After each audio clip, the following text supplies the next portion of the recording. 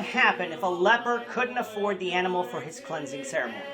This is the question that we seek to answer today as we continue our verse-by-verse study of the book of Leviticus on Walking Through the Bible. The glory of his cross. If you have a Bible with you, turn to Leviticus chapter 14. We're going to be reading from verses 21 to 32. If you don't have a Bible, don't worry. Just follow along with us on the screen.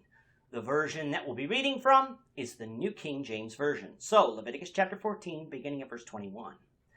But if he is poor and cannot afford it, then he shall take one male lamb as a trespass offering to be waved, to make atonement for him, 1/10 of an ephah of fine flour mixed with oil as a grain offering, a log of oil, and 2 turtle doves or 2 young pigeons, such as he is able to afford. One shall be a sin offering, and the other a burnt offering. He shall bring them to the priest on the 8th day for his cleansing, to the door of the tabernacle of meeting before the Lord. And the priest shall take the lamb of the trespass offering, and the log of oil, and the priest shall wave them as a wave offering before the Lord. Then he shall kill the lamb of the trespass offering, and the priest shall take some of the blood of the trespass offering, and put it on the tip of the right ear of him who is to be cleansed, on the thumb of his right hand, and on the big toe of his right foot. And the priest shall pour some of the oil into the palm of his own left hand. Then the priest shall sprinkle with his right finger some of the oil that is in his left hand 7 times before the Lord. And the priest shall put some of the oil that is in his hand on the tip of the right ear of him who is to be cleansed, on the thumb of the right hand, and on the big toe of his right foot, on the place of the blood of the trespass offering. The rest of the oil that is in the priest's hands he shall put on the head of him who is to be cleansed, to make atonement for him before the Lord. And he shall offer one of the turtle doves or young pigeons, such as he can afford, such as he is able to afford, the one as a sin offering, and the other as a burnt offering, with the grain offering. So the priest shall make atonement for him who is to be cleansed before the Lord. This is the law for the one who had a leprous sore, who cannot afford the usual cleansing. As we continue on in chapter 14, we continue our look at the leprosy regulations. In chapter 13, we discussed what would happen if someone contracted what would be known as leprosy in Leviticus. They would be unclean and have to live outside the camp until and unless their leprosy went away. In this chapter, we've seen the various regulations that someone had to perform in order to be declared clean by the priest. Among these regulations was the requirement that the person offer 4 of the 5 major sacrifices that we've discussed thus far in Leviticus. The only offering left out was the peace offering.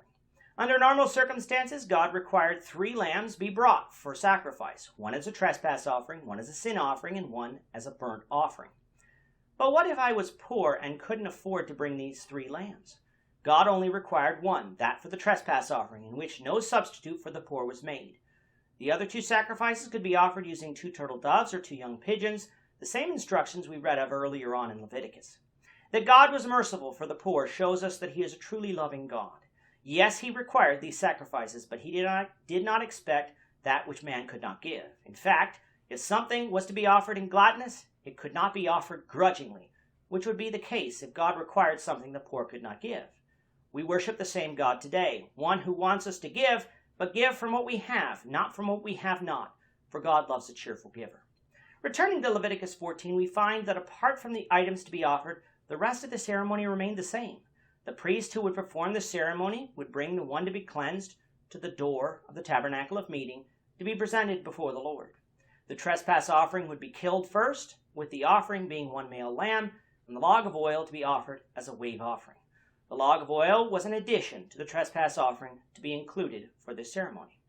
Some of the blood of the trespass offering would be placed on the tip of the right ear, the thumb of the right hand, and the big toe of the right foot, a process that mirrored what would happen to the priest during the consecration ceremony.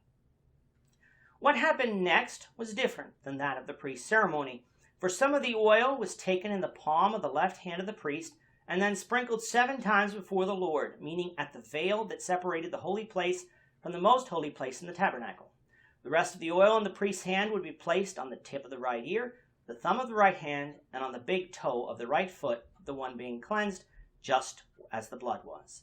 The remaining oil that was brought was to be poured over the head of the one being cleansed. After that, the sin offering would be offered, followed by the burnt offering and the grain offering. Following this, the priest, having made atonement for the one being cleansed, can pronounce the former leper fully clean, and the person can return to daily life.